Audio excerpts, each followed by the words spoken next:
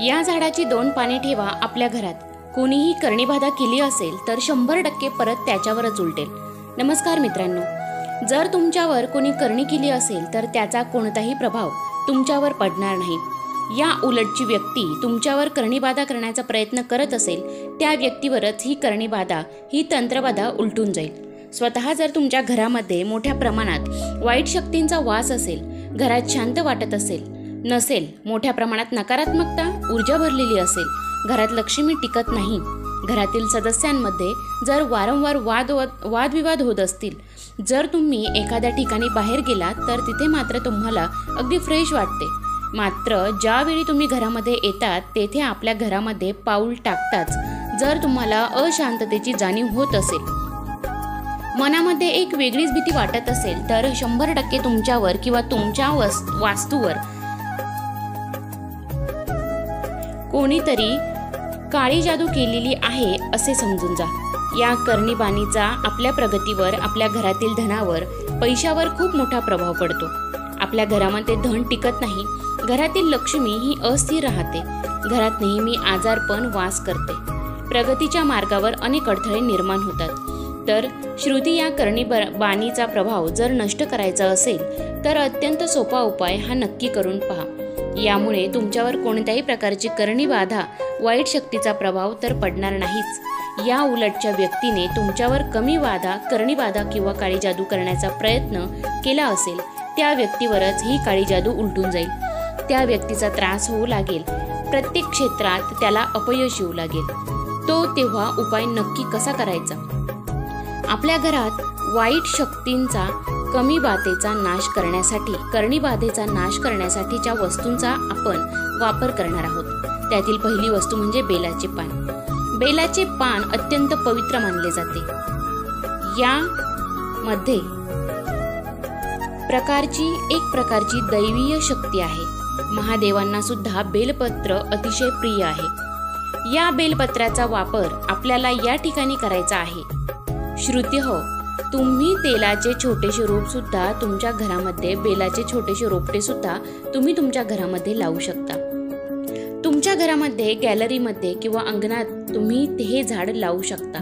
आणि या झाडाचा प्रभाव किती आहे, ज्या ठिकाणी हे झाड असते त्या घरामध्ये, त्या वास्तू कोणत्याही प्रकारची वाईट शक्तीचा प्रभाव कधीच पडत नाही. स्वतःच्या बेलाचे पान, ज्याला आपण बेलपत्र म्हणतो, हे बेलपत्र आपल्याला घ्यायचे आहे आणि पांढऱ्या रंगाच्या चौरसाकार कागदावर आपण हे बेलपत्र चिकटवायचे आहे.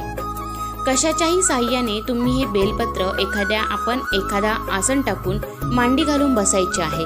आणि हा जो कागद आहे बेलपत्र चिकटवलेला, तर हा कागद आपल्याला डोळ्यांच्या सरळ रेषेतील अशा ठिकाणी लावायचा आहे.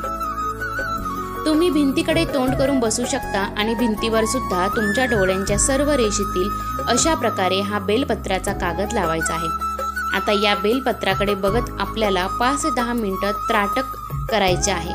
त्राटक म्हणजे काय, तर बेलपत्राकडे आपल्याला बघत राहायचे आहे. त्यावेळी आपण ओम नमः शिवाय, ओम नमः शिवाय या मंत्राचा निरंतर जप करत राहायचा आहे. हा उपाय तुम्ही कोणत्याही दिवशी, कोणत्याही वेळी करू शकता. फक्त हा उपाय करण्यापूर्वी आपण हात, पाय, तोंड स्वच्छ धुतलेले असावे व बेलपत्रामध्ये एवढी दैवी शक्ती आहे की कोणत्याही प्रकारच्या वाईट शक्तींचा प्रभाव आपल्यावर पडत नाही, जो आपण हा उपाय दररोज करू शकता.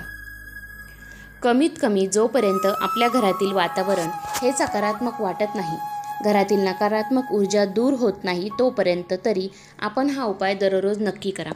अत्यंत साधा आणि सोपा आणि घरातल्या घरात करता येण्यासारखा उपाय आहे.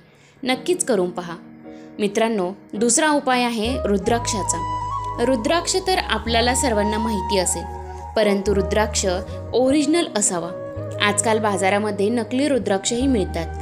त्यांच्यावर जर आपण हा उपाय केला तर त्याचा कोणताही असा कोणताही परिणाम आपल्याला दिसून येणार नाही.